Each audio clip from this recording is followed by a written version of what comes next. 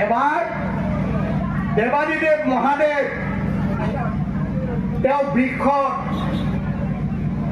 ওপৰৰ পৰা আহি আছে, ওপৰেদি আহি আছে, লগত তেওঁৰ পত্নী, মৰমৰ পত্নী আই পাৰ্বতী।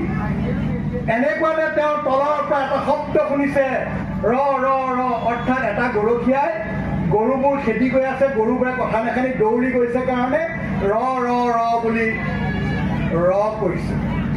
তেতিয়া ৰৈ গ'ল বৃষভ বাহন। বৃষভ বাহন যেতিয়া ৰৈ গ'ল, তেতিয়া আই পাৰ্বতীয়ে সুধিলে যে স্বামী, হে প্ৰভু, তুমি কিয় ৰথ ৰাখি দিলা? কি ঘটনা ঘটিল যাৰ কাৰণে তোমাৰ এই দুৰ্বাৰ দুঃসহিত ৰথ তুমি ৰাখি দিলা? তেতিয়া ক'লে যে পাৰ্বতী, তুমি নুবুজিবা, সেই তলৰ পৰা এটা শব্দ আহিছে, ৰ ৰ ৰ।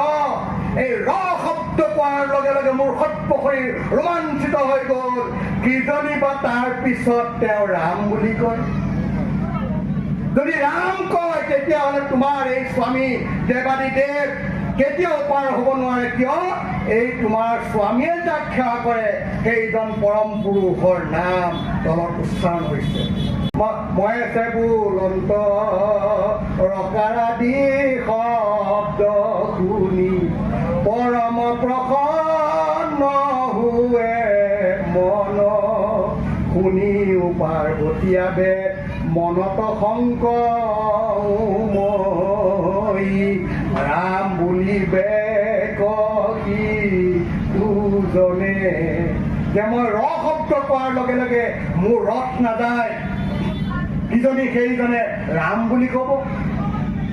গতিকে সেই ৰাম নাম শিৱ, ব্ৰহ্মা, ইন্দ্ৰ সমস্ত দেৱতাই যাৰ নাম লৈ আছে। এয়াই হৈছে কৃষ্ণ নামৰ মহিমা, এয়াই হৈছে ৰাম নামৰ মহিমা। আমি পৰম ভাগ্যৱান যে এই কলি যুগত শ্ৰীমন্ত শংকৰদেৱ গুৰুজনা, মাধৱদেৱ গুৰুজনাৰ জৰিয়তে আৰু পৰৱৰ্তী কালত বা পিছৰৰ জৰিয়তে আমি এইকণ নাম ল'বলৈ আমি সক্ষম হৈছোঁ, আমি সুবিধা পাইছোঁ। সেইকাৰণে এই অল্প সময় আপোনালোকে নষ্ট হ'বলৈ নিদিব।